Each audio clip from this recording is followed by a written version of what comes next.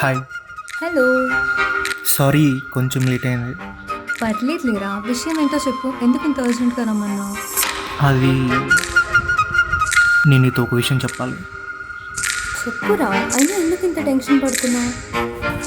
రే చెప్పి మళ్ళీ ఛాన్స్ రాదు.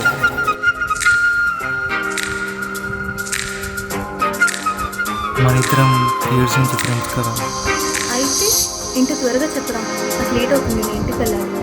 ఆగు ఆగు చెప్తాను. టెన్షన్ పెట్టుకు, చెప్తా కదా. I love you. నువ్వు ఇలాంటి వాడివని అస్సలు అనుకోలేదు. నీ ముఖం ఎప్పుడైనా అద్దంలో చూసుకున్నావా? ఏంటిది ఇంత మాట అనేసింది?